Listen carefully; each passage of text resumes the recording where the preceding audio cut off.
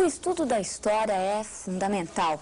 Sem ela, o homem jamais teria encontrado condições para evoluir, porque a humanidade resulta de seus próprios antecedentes históricos. Hoje, o indivíduo busca nas experiências de seus ancestrais lições que são repassadas para o futuro pela própria tradição ou pela ajuda inestimável dos historiadores. Salve, gente! Estamos hoje dando início à nossa programação de História Geral. E quando a gente começa a falar de História Geral, nós temos diante de nós um panorama de cerca de 6.000 anos de história. Obviamente, se nós temos que analisar esses 6.000 anos, nós vamos ter que, em virtude do nosso tempo e do nosso espaço, selecionar muito bem as informações dentro daquilo que é mais exigido nos vestibulares. Assim, você vai, de cara, começar a perceber a nossa seleção dentro da nossa primeira aula, na qual nós estamos saltando a parte de Antiguidade Oriental, pouco requisitada no vestibular, e já iniciando com a Antiguidade Clássica, ou seja, Grécia e Roma. Todavia, se o nosso problema é tempo, então vamos deixar os entretantos e vamos começar já pelos finalmente. Em primeiro lugar, aonde nós estamos situados durante todo este momento da história antiga e da história medieval, por assim dizer. Durante todo este momento, durante todo esse pedaço da história, ou seja, 5.500 anos dos 6.000 da história geral, nós estaremos limitados, aqui dentro da história ocidental, claro, dentro de um pedaço do mundo. Aquele que nós vamos poder observar aqui com vocês na nossa primeira tela, que é o chamado mundo mediterrâneo. Dê uma olhadinha aqui. É justamente este pedaço de mundo, o chamado mundo mediterrâneo, onde se localizam as civilizações grega e a civilização romana também. É justamente nesta área aqui que nós vamos ter o desenvolvimento da chamada Antiguidade Clássica. Antiguidade Clássica da qual todos nós somos herdeiros. O controle, ou a perda de controle deste mar aqui é decisivo para os povos da Antiguidade, para os povos da Idade Média. Só para você ter uma ideia, foi exatamente pelo fato de que Roma controlou este mar aqui, mar que os romanos inclusive davam o nomezinho de seu laguinho particular, ou seja, Mare Nostrum, nosso mar. Foi porque eles controlaram o mar Mediterrâneo que eles conseguiram ter este vasto império que nós todos ouvimos falar tanto na Antiguidade e que abrangia todo o mundo mediterrâneo. Também foi porque os muçulmanos controlaram esta parte aqui, ó, esta parte do Mediterrâneo, o Mediterrâneo ocidental, durante o começo da Idade Média, que uma boa parcela da população da Europa centro-ocidental teve que fugir para o interior, fugir aqui mais para o norte, agravando a ruralização europeia e favorecendo o desenvolvimento daquilo que nós conhecemos pelo nome de sociedade feudal. Portanto, o controle ou a perda de controle do Mediterrâneo pelos povos da Antiguidade, pelos povos da Idade Média, é vital para o desenvolvimento dessas civilizações. Portanto, nada mais óbvio que nós comecemos a falar da Grécia, localizando a Grécia dentro do Mediterrâneo. Olha só, no meio do Mediterrâneo, você possui essa península aqui com o formato de uma bota, conhecida de todos nós. É a famigerada, conhecidíssima Península Itálica. Ela funciona mais ou menos como uma divisora de águas entre o Mediterrâneo Ocidental e o Mediterrâneo Oriental. Um pouquinho mais para a direita da Península Itálica, você vê uma outra península, essa aqui, ó, é a chamada Península Balcânica. No sul da Península Balcânica é que nós vamos encontrar a região onde se desenvolve a civilização grega. Então, onde está a Grécia? A Grécia se localiza no Mediterrâneo Oriental, no sul dessa que é a chamada Península Balcânica. Tá? Então, este é o primeiro dado importante que nós devemos guardar. Grécia é localizada no Mediterrâneo Oriental, sul da Península Balcânica. Agora, se nós formos nos aproximar um pouquinho mais da casa do grego, nós vamos reparar que esta casa é cheia de problemas. Problemas de que tipo? Se você der uma olhadinha agora para a nossa segunda tela, você vai reparar do que nós estamos falando. A Grécia, gente, é uma região extremamente montanhosa. Vejam só, cerca de mais ou menos 80% do relevo grego é constituído por montanhas. É montanha para tudo quanto é lado.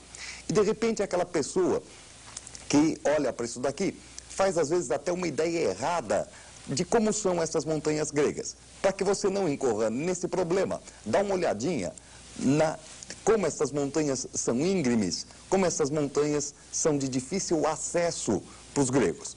Agora, existe uma outra vantagem a ser considerada. Olha só este pedaço aqui, ó, o mar. O mar vai saber corrigir aquilo que a terra vai negar aos gregos. Portanto, se você é daqueles indivíduos que está acostumados a achar que história é apenas aquele amontoado de nome, data e fato, começa a perceber o seguinte: não vai adiantar nada você ficar gravando em casa que a Grécia tem um relevo de 80% de montanhas. O que é importante para nós é saber no que esses 80% de montanhas vêm a influenciar no desenvolvimento histórico da Grécia. E note bem, influenciar e não obrigar, tá? A geografia não vai determinar nada. A geografia apenas vai colaborar na montagem de algumas características da história da Grécia dentro da antiguidade. E que características são essas? Bom, você viu o relevo montanhoso, você viu que essas montanhas são íngremes.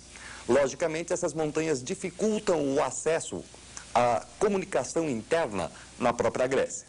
Por isso, as populações que ficavam nas pequenas planícies, em geral, ficavam isoladas, sem grandes facilidades de comunicação entre uma e outra planície.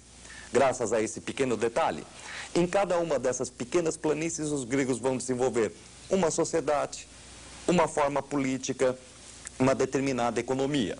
Traduzindo, é graças, então, a essa dificuldade de comunicação interna, a esse isolamento que parte das montanhas, que o grego vai ter uma das suas maiores características da antiguidade, as chamadas cidades-estado ou polis gregas. É justamente em função, então, dessas montanhas, veja, não determinante, mas condicionante, que nós temos o grego se desenvolvendo em termos de cidade-estado. Cada cidade correspondendo mais ou menos a um país. E isso que faz também da Grécia não um país na antiguidade, mas uma região geográfica. Mas será que é só essa a consequência desse relevo montanhoso? Não. Vocês vão ver, inclusive, nas aulas posteriores a essa, que esse relevo vai continuar influenciando praticamente em todos os períodos da história grega. Além de ser muito montanhosa e favorecer o isolamento das populações, as planícies gregas são muito pequenas, terra pouco fértil. E, lógico, aquilo que você produz nessa planície será muito pouco para sustentar a população que habita ali aquela região. Resultado, o grego tem que corrigir pelo mar aquilo que a terra está negando. Quer dizer, para o grego, a atividade comercial marítima será fundamental para o seu desenvolvimento na antiguidade. E note bem, em termos de mentalidade, o comércio não é uma atividade muito bem vista entre os gregos. No entanto, em função de todos esses problemas da geografia, o grego vai desenvolver o comércio marítimo e será esta uma atividade fundamental. É graças, muitas vezes, a esse mesmo comércio marítimo que nós vamos encontrar a civilização grega difundida, esparramada por toda a bacia do Mediterrâneo. Assim sendo, vamos então dar uma primeira olhada no nosso primeiro elemento, nos nossos, aliás, primeiros elementos em relação à história da Grécia na antiguidade. Dá uma olhadinha então aqui no nosso primeiro resumo. O relevo montanhoso favorece o isolamento das populações. Veja, mais uma vez, dizendo para vocês, olha, favorece e não determina o isolamento das populações e o futuro aparecimento das cidades-estado ou polis. Em segundo lugar, a pobreza do solo vai favorecer o desenvolvimento do comércio marítimo. Comércio marítimo que, apesar de ser uma atividade muito mal vista entre os gregos, logicamente, será uma atividade desenvolvida em função dos problemas econômicos que nós temos dentro da Grécia. Agora, o que existe de mais importante dentro da história da Grécia na antiguidade? O que existe de mais importante nessa história grega antiga é aquilo que nós conhecemos pelo nome de polis, ou a cidade-estado, cujo exemplo você pode observar aí na nossa tela. Uma cidade-estado que é um país do tamanho de uma cidade. Só que essas polis, elas só vão começar a aparecer justamente no terceiro período da história da Grécia. Antes desse terceiro período, nós temos dois outros períodos que são conhecidos pelo nome de tempos homéricos, tá? Ou você pode subdividi-los em período pré-homérico e período homérico. São chamados assim porque as obras mais importantes para a análise desses momentos históricos são atribuídas àquele famoso poeta lendário de nome Homero, a Ilíada e a Odisseia. Agora, esses períodos tanto o pré-homérico quanto o homérico, ou simplesmente os tempos homéricos, apesar de irem do século 20 a.C. ao século 8 a.C., um longuíssimo período, portanto, eles não são muito importantes para a nossa análise. Nós dele vamos tirar apenas alguns dados fundamentais. Que dados seriam esses? Vamos dar, então, de cara, uma pequena olhadinha no nosso segundo resumo e você vai entender do que nós estamos falando. Em primeiro lugar, os tempos homéricos vão se caracterizar pelo povoamento da Grécia. Povoamento da Grécia que vai ser feito por tribos de origem indo-europeia ou arianas. São os indo-europeus ou arianos que vão povoar a Grécia. A última tribo que chega à Grécia é exatamente a tribo dos dórios, que completa o povoamento da região. Com a chegada dos dórios, você vai ter a população que estava até então lá no continente, que estava lá na Península Balcânica, se esparramando. A este momento de esparramo da primeira população grega dá-se o nome de primeira diáspora, ou primeira dispersão dos povos gregos, tá? Essa primeira dispersão dos povos gregos vai gerar também uma colonização. Colonização essa que vai se dirigir basicamente para o Mediterrâneo Oriental. Ora, essa colonização grega no Mediterrâneo Oriental é de fundamental importância para o desenvolvimento da história da Grécia como um todo na Antiguidade. E que região será esta povoada por essa primeira colonização? Basicamente essa que você pode observar aqui no mapa. Ó, esta parte aqui, relativa à Ásia Menor, litoral da Ásia Menor, cuja parte aqui sul nós vamos chamar de Jônia, e as ilhas do Mar Egeu, tá? Então é esse o principal resultado da primeira diáspora, uma colonização grega aqui no Mediterrâneo Oriental, com destaque para o sul da Ásia Menor, cujo nome será Jônia. E ainda, dentro dos tempos homéricos, nós temos um segundo elemento a considerar, que é o genus. Genus, que também pode ser chamado de comunidade primitiva. Uma comunidade primitiva que nasce logo após a chegada dos dórios, mas que brevemente também se desintegra. Se desintegra em função do quê? De um crescimento demográfico. Imagina o Papal numa pequena planície daquelas, aquela gordura toda tal, inchando cada vez mais, as montanhas impedindo que ele estoure e, portanto, forçando o quê? Uma quebra dessa população, um segundo grande esparramo. Vamos dar uma olhadinha, então, aqui no nosso penúltimo resumo, para você entender como é que este genus se desintegra. Dá uma olhadinha só, para você perceber o que está acontecendo agora. A desintegração do genus se dá por uma inadequação da produção ao crescimento demográfico. Significa, a planície é pequena, não consegue aumentar a produção no mesmo tamanho em que aumenta a população. E isso tudo graças ao quê? Graças ao problema das montanhas, portanto, é aliada aos limites naturais.